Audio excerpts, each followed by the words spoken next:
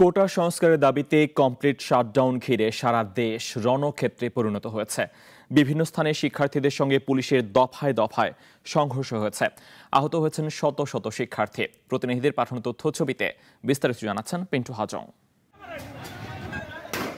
ঢাকা আরিচা মহাসড়ক অবরোধ করে অচল করে দেয় জাহাঙ্গীরনগর বিশ্ববিদ্যালয়ের বিক্ষুব্ধ শিক্ষার্থীরা।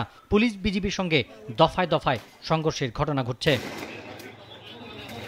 নারায়ণগঞ্জে পুলিশের সঙ্গে সাধারণ শিক্ষার্থীদের ধাওয়া পাল্টা ধাওয়া ও সংঘর্ষ হয়েছে। বেশ কয়েকজন শিক্ষার্থী আহত হয়। একটি পিকআপ ভ্যানে ভাঙচুর করে অগ্নিসংযোগ করা হয়েছে। টাঙ্গাইলে ব্যাপক সংঘর্ষ হয়েছে। সাংবাদিক, পুলিশ ও শিক্ষার্থী সহ 50 জন আহত হয়। আওয়ামী লীগ অফিস ভেঙে গুড়িয়ে দেওয়া হয়েছে। পাবনায় সাধারণ শিক্ষার্থীদের সঙ্গে ছাত্রলীগের ধাওয়া পাল্টা ধাওয়া ও গোলাগুলির ঘটনা ঘটে।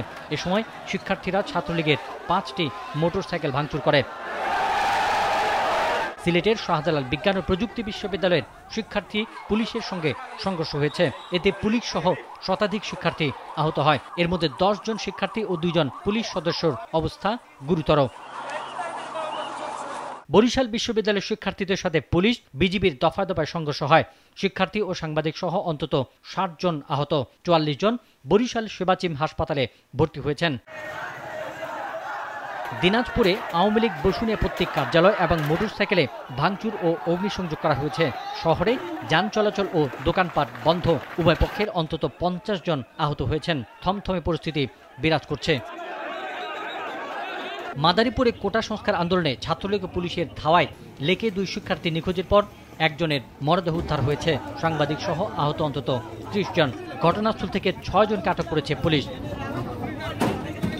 সারা দেশের ন্যায় রংপুরেও এক দফা দাবিতে কমপ্লিট শাটডাউন পালন করেছে বৈষম্য বিরোধী ছাত্র আন্দোলনকারীরা। ঢাকা চট্টগ্রাম মহাসড়কের বিভিন্ন অংশে গাছের গুড়ি ও ইট ছড়িয়ে যান চলাচল বন্ধ করে দেয় শিক্ষার্থীরা। শত শত গাড়ি মহাসড়কে আটকে দীর্ঘ যানজটের সৃষ্টি হয়।